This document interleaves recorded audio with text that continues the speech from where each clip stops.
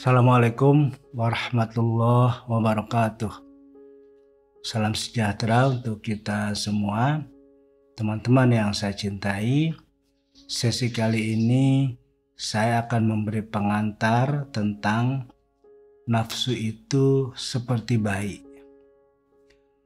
Terkadang banyak orang yang merasa kesulitan bagaimana mengendalikan nafsunya, mengendalikan berbagai keinginannya, karena seakan dirinya tidak sanggup mengendalikan dan tidak sanggup mengarahkan ke arah yang lebih baik dan yang sebetulnya yang lebih diinginkan oleh hatinya.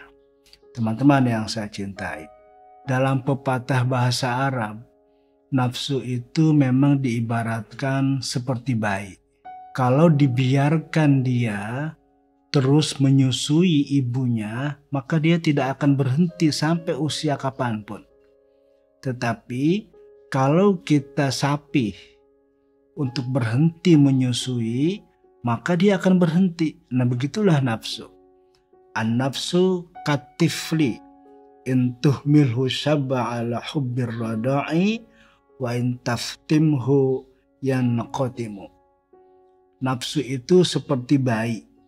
Kalau kita biarkan, dia akan terus menyukai, menyenangi, menyusui ibunya. Tetapi jika kita sapih dia, maka dia akan berhenti.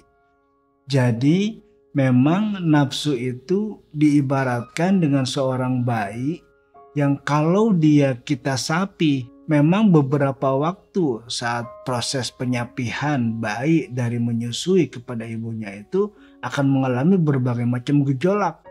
Dia akan nangis, mungkin dia juga akan marah. Tetapi jika itu bisa dilewati, maka anak akan terbebas dari menyusui kepada ibunya. Teman-teman yang saya cintai, karena itu salah satu hikmah dari Syekh Ibnu Athaillah As-Sakandari dalam kitab Al-Hikamnya menyebutkan aslu kulli ma'siyatin wa ghaflatin wa syahwatin ar-rida'u 'anin nafsi wa aslu kulli ta'atin wa yaqzatin wa 'iffatin adamur ridha minka anha. Dasar dari segala macam kemaksiatan, kelalaian dan syahwat adalah karena adanya pembiaran bagi nafsu. Dan dasar dari segala macam ketaatan, kesadaran, dan kebajikan karena tidak adanya pembiaran bagi nafsu. Karena itu, cara bagaimana mengendalikan nafsu adalah menahan supaya tidak dituruti, supaya tidak diikuti apa yang diinginkan oleh nafsu. Karena jika satu hal yang diinginkan oleh nafsu kita biarkan, kita ikuti, maka dia akan menambah keinginan yang lain, dia akan menuntut keinginan-keinginan yang lain dari yang awalnya mungkin hal-hal yang sifatnya kecil. Tapi lama-lama karena yang kecil itu kita penuhi, kita ikuti, kita biarkan, maka nafsu akan terus-menerus menuntut hal-hal yang lebih besar. Teman-teman yang saya cintai, kita tahu dalam Al-Quran bahwa nafsu adalah cenderung mengajak kita kepada keburukan, mengajak kita kepada kejahatan.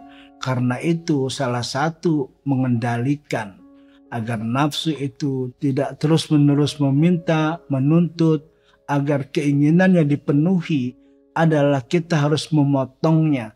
Sama seperti halnya bayi, agar dia sehat, agar dia normal.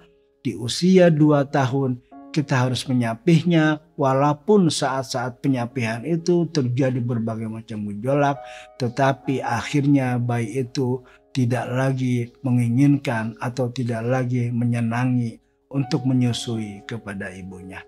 Teman-teman yang saya cintai, inilah kira-kira tamsil, metafor bagaimana kita mengendalikan, bagaimana kita menundukkan hawa nafsu kita.